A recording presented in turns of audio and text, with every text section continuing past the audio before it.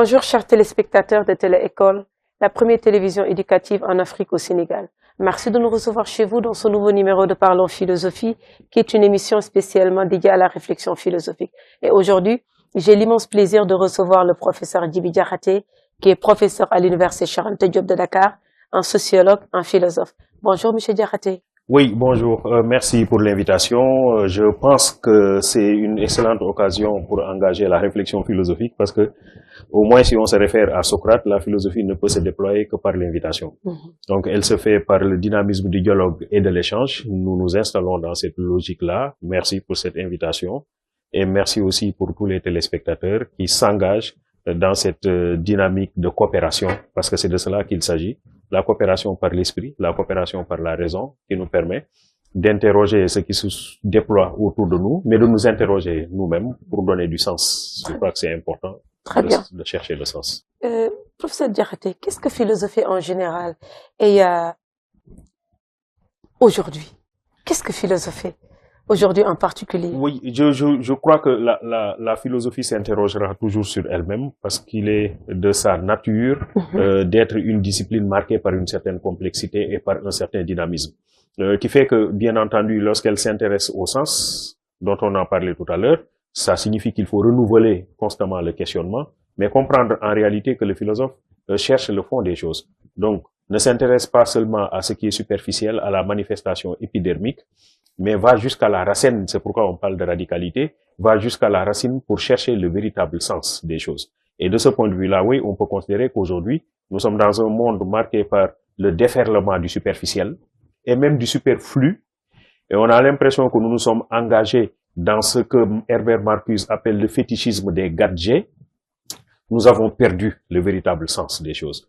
Et qui fait que peut-être le philosophe, dans ce contexte-là, risque d'être marqué par une certaine solitude et par une certaine incompréhension. Parce que là où les gens ont tendance à ne mettre l'accent que sur ces gadgets, à ne mettre l'accent que sur le superficiel et le superflu, parce que nous sommes dans ce monde de l'événementiel, le philosophe, lui, continue à s'intéresser au sens, essaye de voir évidemment qu'est-ce qui constitue le bien fondé de tout cela. Voilà qui fait peut-être des fois aujourd'hui, plus que jamais, sa solitude, le fait qu'il n'est pas toujours compris par cette foule dont parlait Nietzsche, mais que cela peut-être aussi a toujours marqué le philosophe, c'est d'être solitaire dans sa condition, mais de considérer en fait que cette solitude n'est pas, si vous voulez, une réalité revendiquée comme telle, mais c'est des actes qui sont posés par les philosophes et qui ne sont pas toujours compris par les autres. Et le travail que nous sommes en train de faire, que vous êtes en train de faire, est peut-être un travail d'élucidation pour pouvoir nous permettre de comprendre l'activité dans laquelle se trouve le philosophe et peut-être que les gens finiront par se rendre à l'évidence et que ce serait bien de philosopher. En tout cas, Antonio Gramsci considère que de toute façon, il est impossible d'échapper à la philosophie parce que nous n'avons pas la possibilité de régler tous les problèmes qui se posent à nous parce que nous n'avons pas toujours les solutions instrumentales et de ce point de vue-là, d'une manière ou d'une autre, nous sommes obligés de philosopher. Donc le philosophe va au-delà de l'apparence. Oui, tout à fait. Donc, c'est, si vous voulez, ce que Paul Ricoeur appelle la dialectique du montré caché. Donc, nous avons ce qui est montré, mais nous avons ce qui est caché. Le philosophe ne s'intéresse pas toujours à ce qui est montré. Il va au-delà ou en deçà de ce qui est montré pour chercher la véritable nature des choses qui est cachée. Lorsque, par exemple, un journal mentionne comme titre Diouf salue Clinton, parce qu'en son temps, Abdou Diouf était le président de la République du Sénégal, Clinton était le président des États-Unis, il est venu au Sénégal rendre visite au peuple sénégalais et au président Abdou Diouf, et un journal a mentionné comme titre Diouf salue Clinton. Après, c'est la photo où les deux personnes se serrent la main. Alors, la question que le philosophe peut se poser, c'est pourquoi le journal a préféré mettre comme titre Diouf salue Clinton, pourquoi le journal n'a pas mis Clinton salue Diouf, pourquoi le journal n'a pas mis Diouf et Clinton se saluent. Est-ce que le journal n'a pas dit, sans le dire, mais tout en le disant, que c'est le pauvre qui va vers le riche? Donc voilà le philosophe qui interroge et qui s'interroge en essayant de chercher le véritable sens. Le véritable sens, très bien.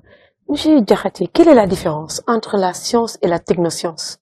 Oui, en réalité, la technoscience essaie de combiner la science et la technique. Pendant longtemps, on a considéré qu'il y a d'une part la science et de l'autre la technique.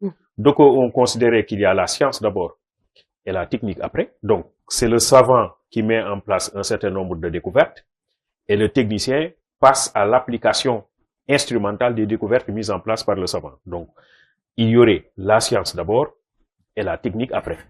Par contre, d'autres ont considéré que, attention, le savant est quelqu'un qui travaille sur les failles de la technique. Donc, lorsque le technicien rencontre un certain nombre de difficultés, le savant réfléchit sur ces difficultés et, à l'occasion de cette réflexion sur ces difficultés, il peut découvrir de nouvelles formules.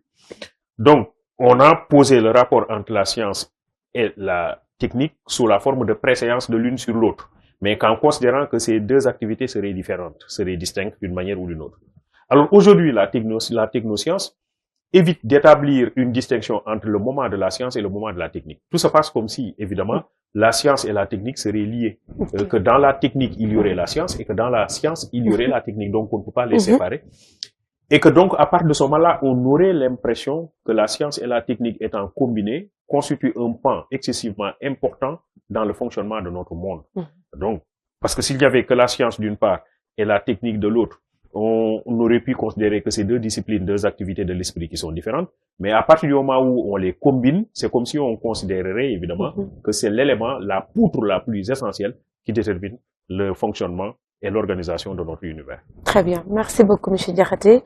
Après avoir décortiqué des part et d'autre, comment peut-on envisager la relation actuelle entre la philosophie et la technoscience?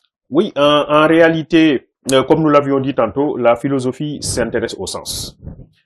Or, quand on parle de technoscience, elle fonctionne d'une certaine manière. La science, la technique, ne peut pas fonctionner à partir du néant ou à partir de l'improvisation. Il y a des principes, il y a des actes qui sont posés, il y a une certaine logique qui est suivie. Et le philosophe est quelqu'un qui peut s'intéresser à cette logique-là, à la logique de la technoscience, au mode de fonctionnement de la technoscience. C'est-à-dire que celui qui est dans le domaine de la science, celui qui est dans le domaine de la technique, celui qui est dans le domaine de la technoscience, peut ne pas, de façon réflexive, s'intéresser à sa méthode de travail. Par quelle méthode il travaille, par quelle démarche, par quelle procédure, par quel protocole méthodologique il travaille et accède à des vérités, accède à des résultats tout au moins. Donc, il peut ne pas s'intéresser à ça. Le philosophe s'intéresse à la démarche. Donc, déjà, c'est important d'interroger la technoscience et de voir comment elle fonctionne fondamentalement. Deuxièmement, cette activité conduit à des résultats. Alors, ces résultats sont-ils des résultats vrais? Qu'est-ce qui caractérise la véracité de ces résultats? Et là, le philosophe, évidemment, peut s'intéresser sur cela, sur les résultats acquis par la technoscience. Sont-ils des résultats en adéquation avec les principes de la raison? Donc, sont-ils des résultats vrais? Le philosophe peut s'intéresser à ces véracités. Le philosophe peut s'intéresser maintenant à l'impact de ces résultats. Ça devient une autre affaire. Est-ce que ces résultats ont un impact positif ou négatif sur la vie de l'homme? À partir de ce moment-là, on pose la question éthique. Et donc, le philosophe est quelqu'un aussi qui s'intéresse à la dimension éthique de la technoscience. Et après, le philosophe s'interroge sur la place de l'homme, sur la place de l'environnement dans cette technoscience. Parce qu'aujourd'hui, on se rend compte évidemment qu'on peut utiliser la science et la technique, on peut utiliser la technoscience pour aller vers la maîtrise de la nature, mais il se peut aussi que cela présente des aspects plus ou moins négatifs dans notre rapport à la nature. Parce qu'on peut en arriver à remettre en cause l'équilibre de la nature. Et ça peut arriver très souvent que l'homme finit par agresser la nature. Et de ce point de vue-là, il faut s'interroger sur l'impact de la technoscience sur le vécu de l'homme et sur son environnement. Donc, c'est un ensemble de choses qui nous conduisent à dire, évidemment, l'homme est-il resté maître de lui-même, ou alors est-ce que l'homme est devenu dépendant des objets qu'il a lui-même créés? Alors, ça pose tout le problème de la condition de l'être humain dans le monde. Ça pose la question de la liberté, fondamentalement. Donc, beaucoup de questions de type philosophique que l'on soulève pour mieux comprendre la place de l'outil dont nous sommes en train de nous servir pour maîtriser notre nature. Très bien. Doivent-elles être opposées ou devons-nous les considérer comme complémentaires? Oui, lorsque nous considérons que ces deux activités opposées, c'est que précisément, je crois que nous n'avons pas véritablement compris les enjeux. Première chose qu'il faut noter, c'est que pendant longtemps, on n'a pas fait la distinction entre la philosophie et la science. Ça constituait un même ensemble. On a considéré la science comme la philosophie, comme la mère de toutes les activités de la raison, y compris la science. Et donc, si on voit que Platon écrit devant son académie que nul n'entre ici s'il n'est géomètre, si on voit que Descartes assimile la philosophie à un arbre dont les racines seraient la physique, le tronc, la physique et les branches, les autres sciences, Henri Birot qui considère que la philosophie serait la science des sciences, Donc, à part de ce moment-là, évidemment, il y a, si vous voulez, la philosophie qui va avec la science, et ces deux activités ont toujours constitué un ensemble pendant longtemps. Et qu'aujourd'hui, il faut bien le noter, dans beaucoup d'universités, on considère les autres sciences comme des sortes de domaines de la philosophie. Alors, tant et si bien que lorsque quelqu'un a un doctorat en mathématiques, on peut considérer qu'il a un doctorat en philosophie, mais domaine mathématique. Alors donc, on parle de philosophical doctorate. Donc le PhD, philosophical doctorate, mais domaine mathématique. Philosophical doctorate, domaine médecine. Philosophical doctorate, domaine philosophie. Ça veut dire quoi? Ça veut dire qu'ici, on continue toujours à considérer qu'on reste dans l'espace de la philosophie. Et que maintenant, on a des domaines différents, mais à l'intérieur de l'espace de la philosophie en tant que tel. Je crois que c'est cette attitude-là seulement qui nous permet d'envisager la chose sous la forme d'une complémentarité, parce que c'est l'esprit qui se déploie dans tous les domaines. C'est l'esprit, c'est la raison qui se déploie. Il s'agit d'un rapport entre l'homme et le monde. Il s'agit d'un rapport entre l'homme et lui-même. C'est d'ailleurs ce qui a fait naître la philosophie de l'entreprise. Tout à fait. Aux États-Unis. Tout à fait. Et donc, on trouve la philosophie dans plusieurs domaines qui utilisent les instruments de la raison pour essayer encore une fois de comprendre le sens. Et que dans tous les domaines, évidemment, on a besoin de comprendre le sens. Aujourd'hui, la crise du monde, c'est d'abord et avant tout une crise du sens. C'est pas d'abord et avant tout une crise économique. En fait, les manifestations peuvent être des manifestations de type économique, des manifestations de type social, des manifestations de type sanitaire. On a eu la Covid. Mais le fond de la crise, c'est le sens. C'est qu'en réalité, à un certain moment, on a l'impression que l'homme n'a pas continué à chercher le sens. Donc, nous devons aller fondamentalement vers ça. Et c'est pour cette raison, évidemment, que ça va être absolument difficile de parler d'une philosophie dépassée, parce que justement, le sens n'est jamais dépassé.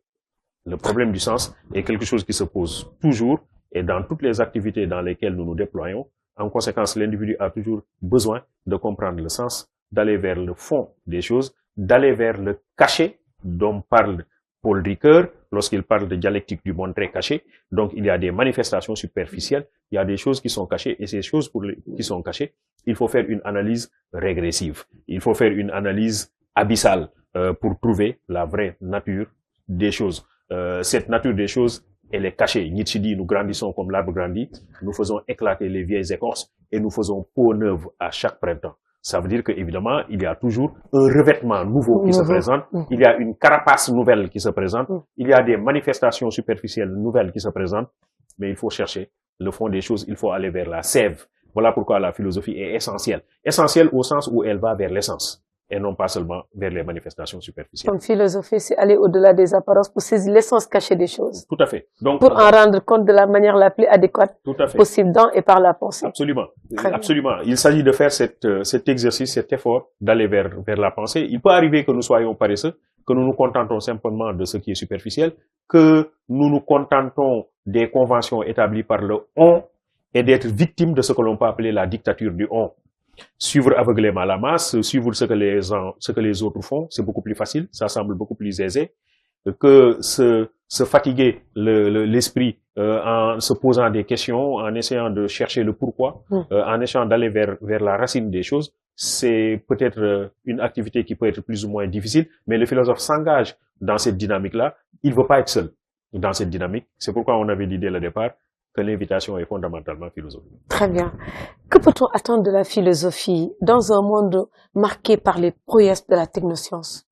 Alors, ce que l'on attend de la philosophie, c'est qu'elle ne se pose pas en s'opposant aux prouesses de la technoscience, mais c'est qu'elle essaie encore de comprendre. L'idée, c'est de voir comment la technoscience... J'aime bien cette phrase, qu'elle ne se pose pas en s'opposant à la technoscience. C'est de ça qu'il s'agit. Donc, il s'agit précisément de s'installer dans une dynamique de complémentarité, de compréhension de la technoscience. Comment on en est arrivé là? Comment on en est arrivé dans un monde où il y a une sorte de fétichisme de la technoscience, dans un monde où on a l'impression que l'homme est complètement emporté par tout ce qui est matériel, l'homme est emporté par tout ce qui est superficiel. Comment on en est arrivé dans un monde où l'homme s'accroche au gadget? Comment on en est arrivé à un monde où l'esprit matérialiste triomphe à tous les niveaux? Comment on en est arrivé à un niveau où on a l'impression que l'homme démissionne par rapport à la pensée ou à la réflexion? L'homme ne pose plus les questions fondamentales du pourquoi et du comment. Et le philosophe, justement, nous invite à réinvestir ce champ-là, à ne jamais nous lasser de nous poser les questions de fond pour comprendre la nature de la technoscience, le monde que nous sommes en train de construire avec la technoscience, comment le façonner, dans quel sens il doit aller pour permettre à l'homme de se réaliser totalement. Et à partir de ce moment-là, on se rend compte évidemment que la philosophie et la science et la technoscience ne constituent pas des domaines opposés. Au contraire, c'est des domaines qui doivent aller ensemble. C'est des domaines qui doivent coopérer pour permettre à l'homme de donner un sens à son existence. Très bien. En quoi l'efficience de la technoscience est-elle parfois perçue comme une menace à la réflexion? Oui, en réalité, pour beaucoup, la technoscience permet de régler tous les problèmes. Et donc, de ce point de vue-là, à quoi bon philosopher, à quoi bon utiliser la raison, à quoi bon interroger, à quoi bon questionner, si la technoscience nous permet de régler nos problèmes. Et on considère que nos problèmes seraient d'abord et avant tout des problèmes de type matériel et des problèmes de type physiologique. Très bien. Or, quand vous interrogez Abraham Maslow, la pyramide des besoins d'Abraham Maslow dit l'homme a des besoins physiologiques, c'est certain. C'est des besoins vitaux, c'est des besoins de base, mais il dit qu'à côté de ces besoins physiologiques, l'homme a d'autres types de besoins. L'homme, il a des besoins de sécurité. Et quand il parle de besoins de sécurité, il met l'accent sur la sécurité physiologique, sur une sécurité mentale, et qui ne serait pas une sécurité policière, une sécurité gendarmique. Mais l'homme a besoin d'être dans un contexte, d'être dans un environnement qui procure la sécurité. Lorsqu'on observe l'insoutenable légèreté de l'être de Milan Kundera, on se rend compte que Thomas est quelqu'un qui vivait de façon volage à un certain moment parce qu'il avait divorcé de sa femme, jusqu'à ce qu'il rencontre Teresa. Et quand il a rencontré Teresa, c'était une rencontre entre deux personnes, mais c'était une rencontre entre deux esprits, parce que Teresa était attachée à Anna Karénine de Léon Tolstoï. Et c'est ce qui a constitué l'intersection à partir de laquelle ils ont été ensemble. Et pour ça, pour la première fois, Thomas, qui était volage, infidèle, s'est rendu compte qu'il a passé toute une nuit avec avec Teresa qui a dormi à côté de lui. Il se dit alors, un amour est en train de naître, parce que l'amour n'est pas le fait de partager un lit, mais c'est le fait de partager un sommeil. Et parce que un sommeil, on ne le partage qu'avec une personne en qui on a confiance. Il s'agit ici du besoin de sécurité dont parle Abraham Maslow. Besoin de sécurité, l'homme a un besoin d'appartenance, il a un besoin de reconnaissance, il a un besoin d'estime. Abraham Maslow va nous montrer simplement que les besoins de l'homme ne se limitent pas seulement au matériel. L'homme a d'autres types de besoins qui sont beaucoup plus importants que les besoins matériels. Et ces besoins-là, il faut les investir. Voilà qui fait précisément que la philosophie serait indépassable, ainsi que le dirait Schopenhauer, et qui considère que l'homme est un animal métaphysique au sens où l'homme ne peut pas échapper au questionnement métaphysique. Il ne peut pas échapper à l'interrogation métaphysique. Tant qu'il y aura la mort, tant qu'il y aura la misère, tant qu'il y aura des difficultés dans son existence, l'homme aura toujours besoin de s'interroger sur sa condition, de s'interroger sur le sens de son être dans le monde, et à partir de ce moment-là, il est dans l'espace de la philosophie en tant que tel. Donc, on ne peut pas échapper à la philosophie de ce point de vue. Très bien. Donc, c'est pourquoi la philosophie apporte des mises en garde éthiques. Oui, tout à fait. Alors, sur le plan éthique, nous nous rendons compte, évidemment, que nous posons un certain nombre d'actes, mais que ces actes-là ne doivent pas nous conduire à oublier que nous devons respecter un certain nombre de principes moraux. Et donc, ces principes moraux sont établis par la société, ces principes moraux sont établis par la raison, mais nous devons nous accrocher à ces principes moraux. Deux choses emplissent mon âme d'un respect presque divin. Le ciel étoilé au-dessus de nos têtes et la loi morale au fond de mon cœur. C'est Kant qui parle comme ça. Deux choses emplissent mon âme d'un respect presque divin. Le ciel étoilé au-dessus de nos têtes et la loi morale au fond de mon cœur. Donc, au fond, je dois m'attacher à cet universalisme éthique qui fait que je sacralise l'humain, ou alors que je sacralise le vivant. Pas seulement l'humain, l'animal, la plante, etc. Ce respect du vivant dont parle par ailleurs Souleymane Bachir Diagne, nous devons aller vers ce respect du divin, cette élévation dont parle Baudelaire, cette élévation qui nous permet d'être en adéquation, d'être en phase avec des valeurs fondamentales qui sont des valeurs d'humanisme. Donc, oui, il faut aller vers la technoscience, il faut investir la technoscience, mais il faut rester attaché à ces problématiques éthiques qui sont le plus souvent soulevées par le philosophe. Très bien. Que peut-on attendre, par exemple, de la philosophie, si aujourd'hui on regarde que les réseaux sociaux sont là, avec l'intelligence artificielle, parce que moi je pense que le monde a deux problèmes.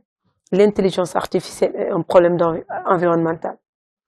Est-ce que la philosophie ne doit pas réfléchir ou proposer une solution adéquate par rapport à ces problèmes? Oui, elle doit réfléchir, elle doit interroger ces éléments-là. L'intelligence artificielle laisse au fond l'intelligence de l'homme.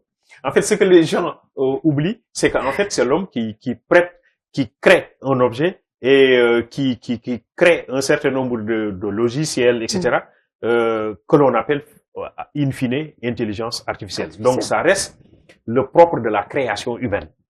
C'est le propre de la création humaine qui lui donne un sens, qui lui donne un contenu, qui lui donne une orientation. Donc, c'est finalement le reflet de l'intelligence de l'homme. Et après, l'homme finit par être dépendant de ses propres objets. Alors, c'est ce type d'absurdité qu'il va falloir interroger. Qu'est-ce qui fait qu'aujourd'hui, pour qu'un individu se réveille, il a besoin de régler sa montre et qu'il devient dépendant? Même pour calculer 24 plus 3, il utilise son téléphone portable. Finalement, on est dépendant des objets que nous avons créés. Oui. Alors, c'est peut-être autour de ça que le philosophe développe un certain nombre de questions et attire notre attention sur le fait qu'il est utile de continuer à réfléchir sur ça pour aller vers le sens, encore une fois. Et après, on se rend compte qu'il y a les réseaux sociaux, comme vous l'avez dit tantôt. Il y a un certain nombre de choses qui sont en train de peupler notre univers.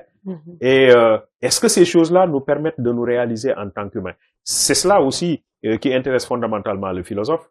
Est-ce que l'humain se réalise à travers un certain nombre de choses qui existent dans son environnement? Est-ce que ces choses-là permettent de retrouver la vraie nature des choses, d'aller vers le sens? Ou bien alors, est-ce que nous restons dans le superficiel et le superflu? Et on se rend compte, bien entendu, que par les réseaux sociaux, il y a beaucoup qui restent dans le sensationnel, dans la délation, dans les insultes, dans les injures, etc. Par contre, il y en a qui, par les réseaux sociaux, lancent une invitation.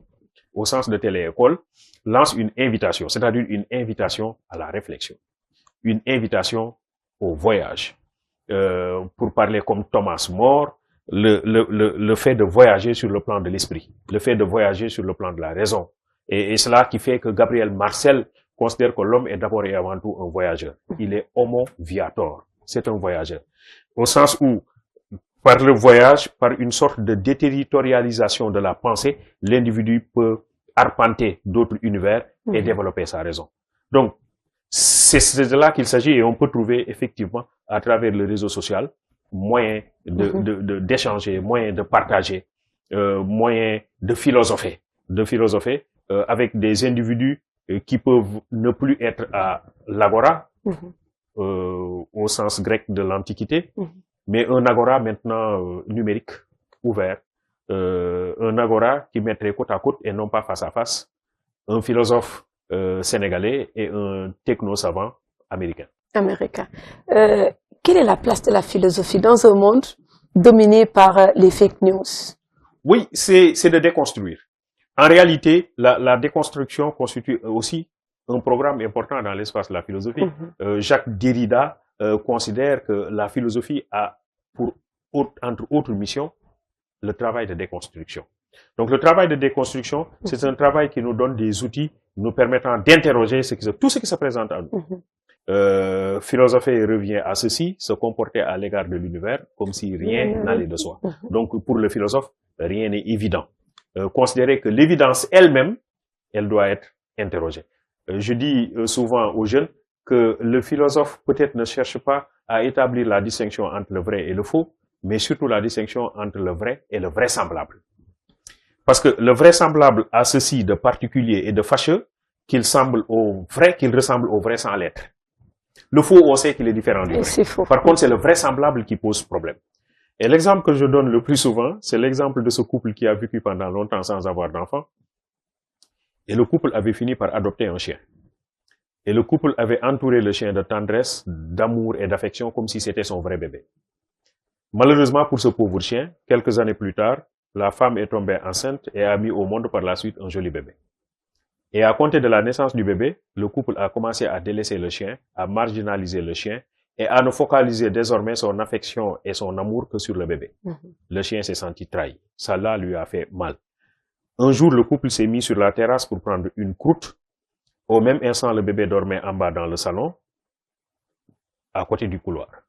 Et le chien était dans le couloir, à côté du salon. À un certain moment, le monsieur se rappelait que le bébé était en bas et que le chien était aussi en bas.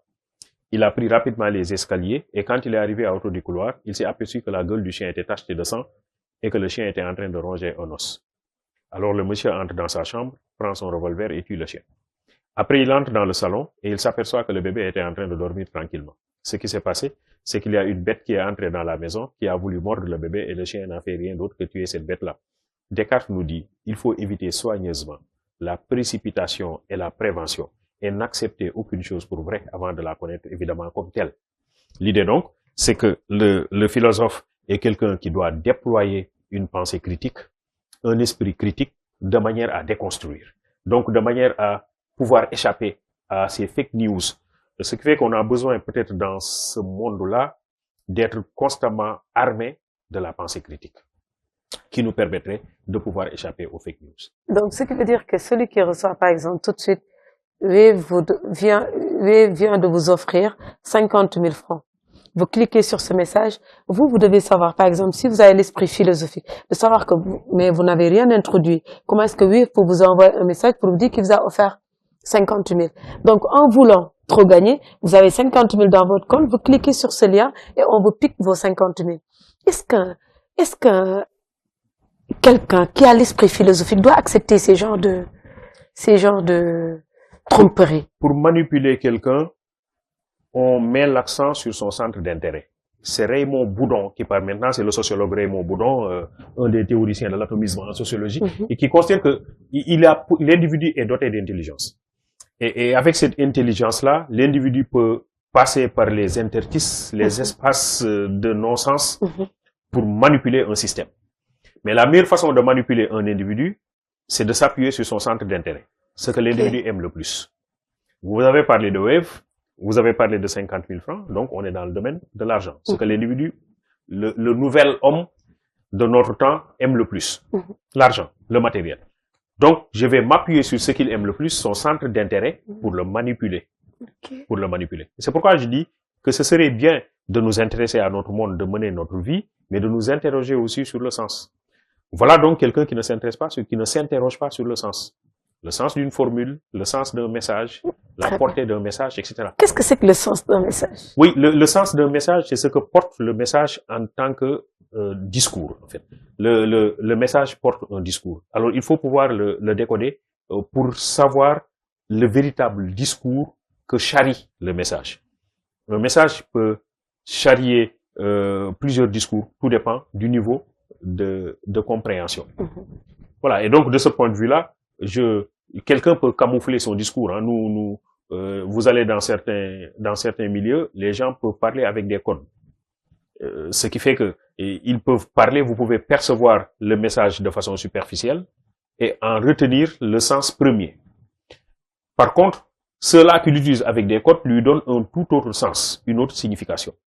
Alors, en conséquence, si on ne creuse pas véritablement, si on ne casse pas véritablement, pour trouver le message caché, ce que Nietzsche appelle le palimpseste, que donc à chaque fois que quelque chose est montré, autre chose est cachée, qu'on a besoin d'aller vers le fond des choses, vers le quid, vers l'essence des choses.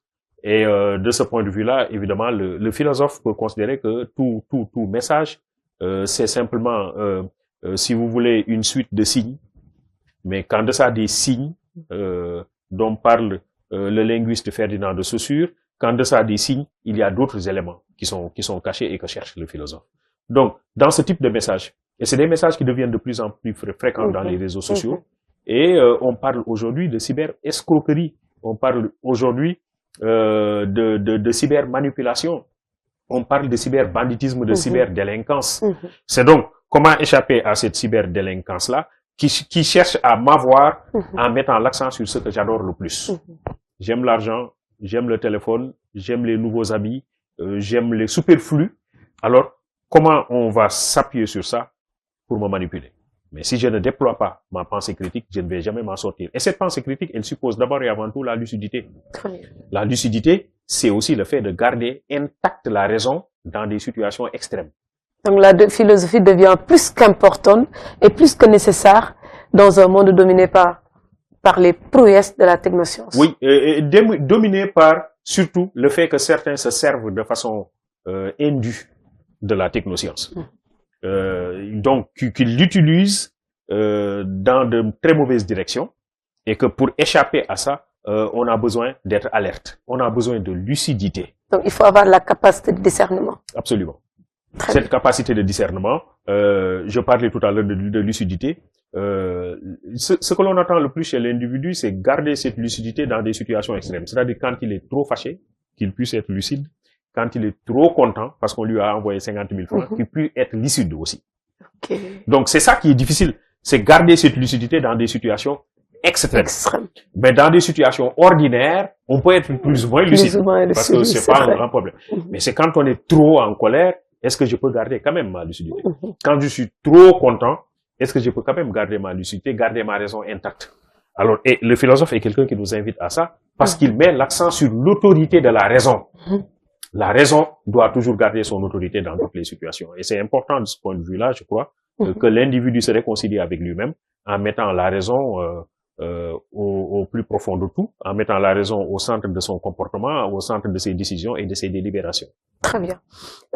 Quels sont les principaux défis philosophiques posés par des technologies émergentes telles que l'intelligence artificielle ou la biotechnique? Oui, c'est surtout, moi je crois que... ou la biotechnologie. Oui, tout à fait. Le défi, à mon avis, reste le sens. C'est-à-dire qu'à mon avis, aujourd'hui, on va aller vers le développement de la technologie. Hein. On s'est installé dans une rampe qui me semble irréversible. On va aller de plus en plus vers le développement de la science, vers des découvertes qui vont devenir de plus en plus importantes. Et après, on va avoir quoi? On va avoir le coronavirus. Et on n'a pas de solution. Alors, je crois que ça, c'est une absurdité qui doit nous pousser à réfléchir davantage sur l'outil que nous mettons en place. Est-ce que cet outil, on va l'orienter vers la protection de l'homme, vers la protection de l'environnement, ou bien est-ce que c'est un outil qui va être utilisé pour mettre l'accent sur la destruction massive de groupes humains, comme c'est le cas aujourd'hui à Gaza, par exemple? Je dis simplement, l'idée c'est que la réflexion doit être orientée vers l'utilisation que nous faisons des outils que nous mettons en place. C'est des outils que nous mettons en place normalement pour développer la maîtrise que nous avons de la nature. Parce que c'est vrai, la nature, elle n'est pas clémente. L'homme a besoin de la maîtriser. L'homme a besoin d'être maître et possesseur de la nature pour parler comme Descartes. Mais pour ce faire, il faut que l'homme travaille dans le sens de donner un sens à ces outils, donc aux outils qu'il utilise, de manière à promouvoir lui-même son leadership sur la nature, mais de manière à protéger cette nature et à ne pas compromettre son existence. Parce qu'aujourd'hui, on a l'impression que la direction que nous sommes en train de prendre est une direction qui hypothèque notre propre survie. Pas seulement la survie de l'homme, mais la survie de tout vivant. De tout vivant. Donc, on est en train d'aller vers ça. Et je crois que de ce point de vue-là, l'homme a besoin de retourner à la raison et de retourner aux enseignements de la raison et se dire qu'au fond, oui, il me faut des outils, il me faut performer davantage sur le plan de la technoscience, mais il faut que toutes ces choses-là soient orientées vers le bien-être et vers le progrès de l'espèce de façon générale. Très bien. Vous venez de donner l'exemple de la COVID-19. Ça me rappelle dans mon livre intitulé COVID-19, un virus en mission. J'ai comparé l'homme dans le dernier chapitre. J'ai comparé l'homme à Nimrod. Namrud, en arabe, Nimrod. Nimrod qui croyait qui voulait être l'égal de Dieu. Et à un moment donné, il a compris que il n'est absolument rien parce que Dieu, le super-puissant, l'omnipotent, a envoyé, rien qu'une moustique qui va entrer dans l'oreille de Nimrod et il bourdonna continuellement. Nimrod va finir par demander à le forgeron, le plus expert des forgerons, de fabriquer une tête qui ressemblera à sa tête. Et il demandera à ce qu'on coupe sa tête et remplacer la tête fabriquée par le forgeron. Ce fut sa fin. Qu'est-ce qu'il faut entendre par ça? Que l'être humain, à un moment donné, croit tellement à l'efficience, à l'efficacité, de la technoscience, qu'après, il s'est rendu compte que il me faut un retour. Et la COVID-19 est venue avec une mission de vouloir dire à l'homme, faites attention. il vous faut un retour. Il ne faut pas aller trop loin, mais vous êtes dans un milieu, dans un environnement.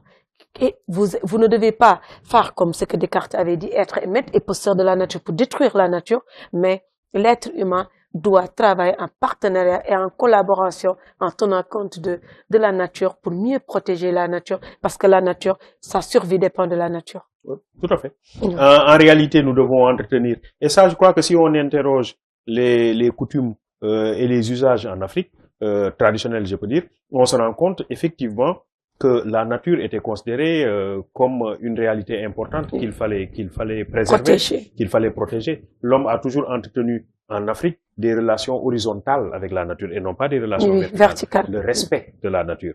Et ce respect de la nature-là fait par exemple que chez les Wolofs, le même mot signifie à la fois l'arbre et le médicament, qui signifie effectivement que l'arbre est un médicament. Et puisque l'arbre est un médicament, il faut le protéger. On n'a pas le droit de... Donc, le sens étymologique du mot arbre, garab, il faut le comprendre ainsi. Tout à fait.